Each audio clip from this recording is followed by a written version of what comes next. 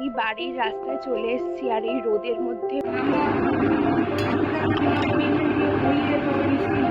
একটুখানি আইসক্রিম খাচ্ছি। এটা আমি মাংসটা করেছি, আমি একটা টেস্ট করে নিয়েছি।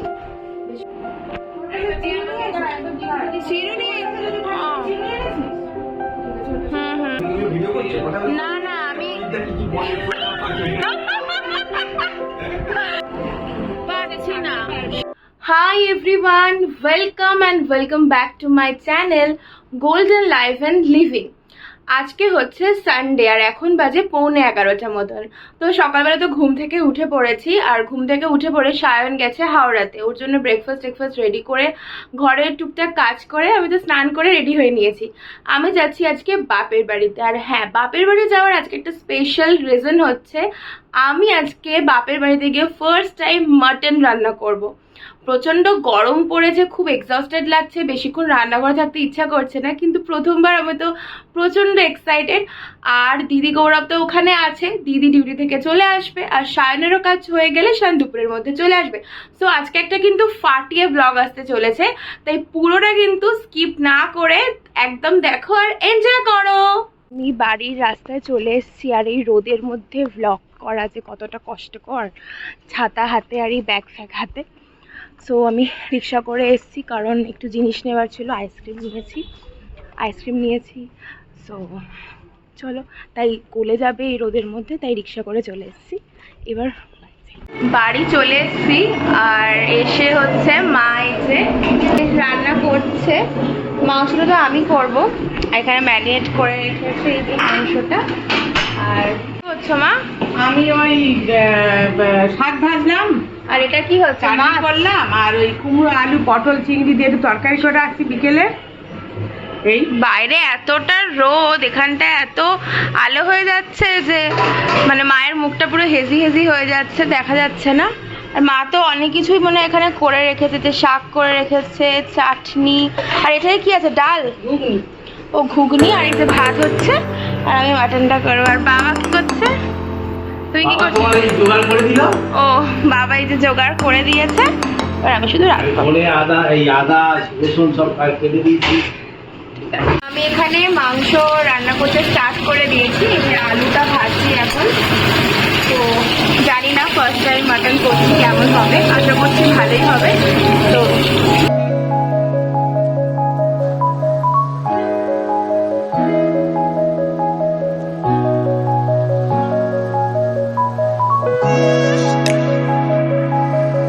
আমি মশলা কষিয়ে নিয়েছি, আর এই যে এখন মাংসটা আমি দেবো, তাই দিচ্ছি।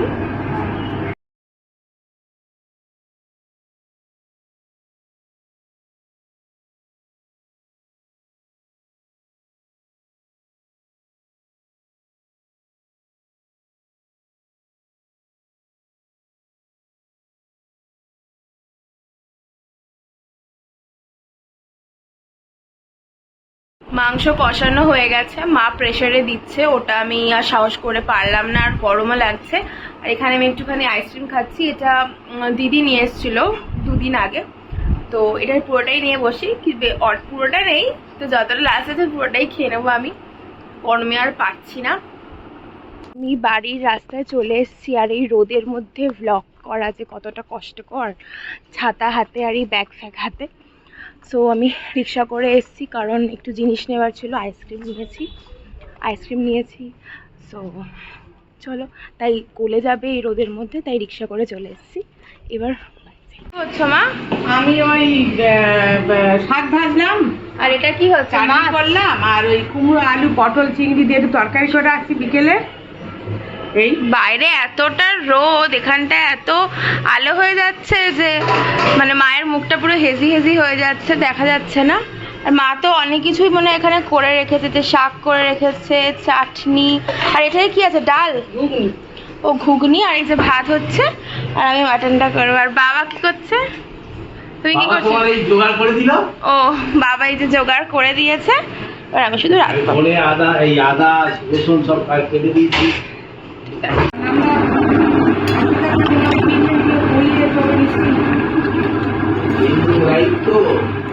আগে ঘুরতো, হ্যাঁ এখন আর ঘোরে না। আজকে দেখে নেবো। জিনিস ঘুরতো সত্যি, এখন আর কষ্ট হয়। হ্যাঁ, এখন আর ঘোরে না।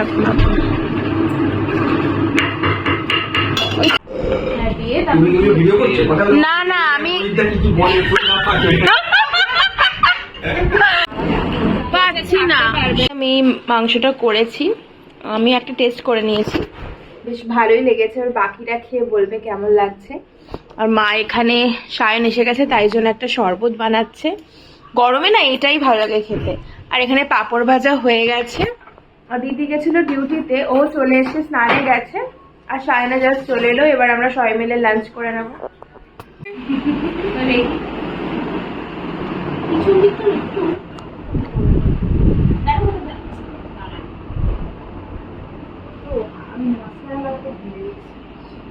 আমি মাংসটা করেছি, আমি একটা টেস্ট করে নিয়েছি, বেশ ভালোই লেগেছে। আর বাকিরা খেয়ে বলবে কেমন লাগছে। আর মা এখানে সায়ন এসে গেছে, তাই জন্য একটা শরবত বানাচ্ছে। গরমে না এটাই ভালো লাগে খেতে। আর এখানে পাঁপড় ভাজা হয়ে গেছে। আর দিদি গেছিল ডিউটিতে, ও চলে এসে স্নানে গেছে। আর সায়না জাস্ট চলে এলো। এবার আমরা সবাই মিলে লাঞ্চ করে নেবো। এখানে তো সবাই খেতে বসে গেছে। গৌরবদা, দিদিভাই এত গরমে তাই গৌরবদার জামা পরতে পারেনি, খালি গায়ে খেতে বসে গেছে। তো যাই হোক, তারপরে আমরাও খেয়ে নিলাম। আর আমরা মানে আমি, দিদি আর মা তারপরে খাওয়া দাওয়ার পরে একটু গল্প করছিলাম। বিকেলবেলায় শারদী আর অনুশ্রী এসেছিল রেডি হওয়ার জন্য। ওদের একটা বিয়েবাড়ির ইনভিটেশন ছিল। তো শারদিয়াকে তো দিদিভাই শাড়িটা পরিয়ে দিয়েছে, মেকআপটাও নিজেই করেছে। আর অনুশ্রীকে আমি কিন্তু মেকআপ করে দিয়েছি, আর দিদিভাই শাড়িটা পরিয়ে দিয়েছে। তো তোমরা কিন্তু কমেন্টস করে জানাও ওদেরকে কেমন দেখতে লাগছে। আমার তো ভীষণ ভালো লাগছিল ওদেরকে দেখতে। আর তারপরে রোহিতদা এসেছিল। না না, আমি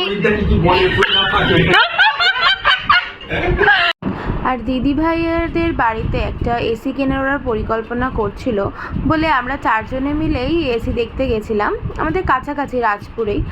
আর ওখানে গিয়ে তো দেখছি মারাত্মক ভিড়, মানে এত গরমে কেউ তো আর পারছে না, তাই সবারই মানে প্রচণ্ড এসির ডিমান্ড। ওখানে গিয়ে দিদিভাইরা মানে দাম নিয়ে আলোচনা করছিল, সব কিছু নিয়ে আলোচনা করার পর আমাদের তো প্রচণ্ড খিদে পেয়ে গেল। তো আমরা চলে গেছিলাম বাইপাসে, একটা নতুন এই ক্যাফেটা খুলেছে, মানে নতুন বলতে প্রায় কিছু মাস তো হয়ে গেছে। তো ওখানে গিয়ে ওখানকার না ফিশের আইটেমগুলো প্রচণ্ড ভালো লাগে। তো আমরা ফিশ ফিঙ্গার নিলাম, আর সাথে নিলাম হচ্ছে প্যান ফ্রাইড ফিশ, আর সাথে একটা কোকের বোতল। তো খেয়ে দিয়ে আমরা তারপর বাড়ি চলে এলাম। গুড মর্নিং, আজকে মানডে। কালকে আসলে বাপের বাড়ি থেকে ফিরেছিলাম, তখন বাজে 11:30 মতন। আর এতটা গরম লাগছিল যে স্নান করে সঙ্গে সঙ্গে ঘুমিয়ে পড়েছি। খাওয়া দাওয়া করেই এসেছিলাম, তো এই জন্য ব্লগটাকে আর কন্টিনিউ করা হয়নি। আর আজকে তো সকালবেলা উঠে পড়েছিলাম, ঘরের টুকটাক কাজ করে নিয়েছি, আরও এখনও বাকি আছে। সায়ন বেরিয়ে গেছে। তো চলো, ব্লগটাকে তো আমি এখানেই এন্ড করছি। কিছু ভালো লাগলে অবশ্যই লাইক, কমেন্ট, শেয়ার করে দিও। সঙ্গে কিন্তু সাবস্ক্রাইব করতে একদমই ভুলো না। আর সবাই গরমে প্রচণ্ড ভালো থেকো, সাবধানে থেকো, সুস্থ থাকো। চলো, লাভ ইউ অল।